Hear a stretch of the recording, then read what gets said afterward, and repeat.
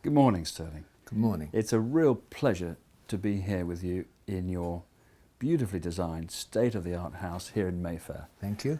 Could you tell us a few bits of history about this particular house? Yeah, well, after the war, this would be the last site in Mayfair that was bombed. So I had a house just down the road, 3638, and I could see this bomb site here. And then I found out that it was going to be for sale, and I went along and asked them, and they wanted to sell me the other bit, which was far too expensive. Anyway, we negotiated a decent price, and I was able to buy this freehold. So really, this is the best investment I've had in my life, really. Marvellous. And did you have fun building it, or was it a bit of a stress to build it? Oh no, I had great fun because I had an accident just before, and therefore my PA of that time, she had to take over the downside of looking after the builders. But I did the design on flight, so in those days it took 14 hours to go to New York. And I would use that time to design exactly what I wanted, where I wanted different handles and outlets and plugs and all that sort of stuff. And I got down to it and got a good builder. And here it is. I think it's fair to say that in those days, the house drew a lot of attention for all its new innovations. Yeah, well, I travel around a lot, and I really enjoy gadgets. And by going around, as I was, of course, at that time, I'd been racing. And so I'd been in a lot of places and found a lot of ideas. And I brought them back, found good people to put them in for me, because it's quite difficult. You know, some of the things are quite novel over here, and we're talking now, of course, in 1962, so quite a long time ago. And over the years, obviously your track record speaks for itself for racing, but you were one of the most efficient and precise drivers, and I noticed that a lot of the innovations you brought to this property are about making your time and life here efficient and precise. Yeah, well, my main thing, because this is where I live as well as my office, and which is great because motor racing and PR sort of have to go hand in hand.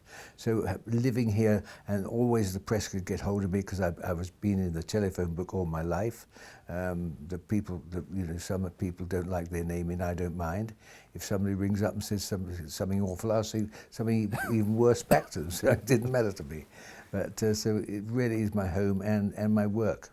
Of course, Stirling, here in this marvellous house, you have a brilliant invention, a carbon fibre lift designed for you by the Williams team. How did that come about? Well, I've got it's a small size, but I feel living in Mayfair, one ought to have a lift, hopefully big enough maybe for a wheelchair if one needs it. And I went to Williams and said, look, is there any chance of you making a really strong lift for me? And Patrick Head said, when my boys have got nothing to do, which goodness knows when that is, but still, he said, yes, we'll make you one. And so I've now got this carbon fibre lift, which has to be the only carbon fibre lift in the whole world, and designed by the Williams team. Brilliant. And you have this amazing tap in your kitchen upstairs that seems to give you every kind of water available. I have a tap upstairs, which is pretty good, I must say. You turn it, and you can get different amount of fizz in it, very fizzy or lightly fizzy, and so on. And of course, it's cold. Obviously, cold water, and it's really nice. I mean, in the summer, people come in and say, "Would you like a cup of tea, or would you have a nice cold fizzy water?" Well, that we can cope with that as well. And one thing I've never seen before is a high pressure, well, you call it a tornado, high pressure wind machine that gets you dry after showering. How did that come about? Well, I heard about this thing, and I contacted them and said, you know, could I get one? And it was organised, and it's 6.4 kilowatts, I think, and you put your foot on a button in the shower, and then this thing blasts out. Either you can choose how much of a blast you want, and you don't need towels. Absolutely marvellous. Warm up, of course, warms your whole living area up there, and it guides you to your incredibly state-of-the-art toilet. Where did you find that? That comes from Japan, actually. It's a toilet that does the business, and it's really terrific. It's got a heated seat, obviously, and when I sit at the toilet, I have my feet on my warm-up tiles, which is just great, And those in turn, of course, I program for when I'm going to be here and when I'm going away, because it's got this very sophisticated gadget, if you like, so you control it even if you're not here.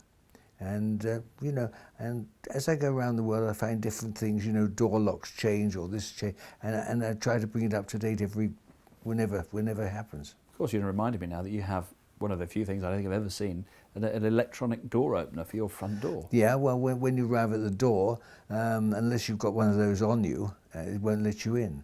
I know that now. Yeah, exactly. You've found that one. And of course, your new car, everybody looks at the cars that you drive. I know you've got a long association with Maserati and Mercedes. Yeah. And here you are with a Twizy. Tell us about the Twizy. Well, the Twizy is electric, and it's got a 50-mile range roughly. But living in town, it's absolutely fantastic. I mean, first of all, you don't pay congestion, you don't pay for the meters. If you can find a meter, you put it on, it's free because it's electric. Driving it around, it's very maneuverable. It's just a nice piece of gear, actually. It is of today, that's the point. And now, here we are. You've done a marvellous reformulation of your entire house. We're delighted to be part of it. We did some nice work with you, and I'm here seeing it finished. Are you enjoying living in your new house? Oh, very much. I mean, it's just been upgraded, and because new things are coming out all the time. I mean, when I did this, it was that many 50 years ago. So obviously things have changed enormously. I mean, what the law would allow now and what wouldn't allow then was quite stringent, and it was a bit of a hassle. I had to get planning permission, and I got permission for extension further, and you know, those things are time consuming, and but the thrill of actually seeing it created and being here with it was quite important. Marvellous. Your top floor now is heated with warm-up underfloor heating, Yeah. and we're delighted to be part of your project. So am I. Are you enjoying it? I mean, I get up in the morning and walk across the floor and it's already warm. And I sit on the toilet and boy, I've got the tiles there. It's wonderful. I mean, even in the heat of summer, it's still very pleasant to sit down and feel it warm on your feet. So I'm a great fan, I must tell you. You know, one of the things we've always said at Warm Up is that, you know, the world really is full of professional sport, of certain role models. But in Britain, actually, we're rather starved of fantastic role models that are courageous, they're skillful, they're world champions in every way that you could possibly want to be. And it's an honour for us to be working with you and be part of your project. And it's a pleasure for everybody at Warm Up to have this relationship. Well, I must thank you, because it means I have lovely warm feet when I get on the tiles. So Warm Up, you're welcome.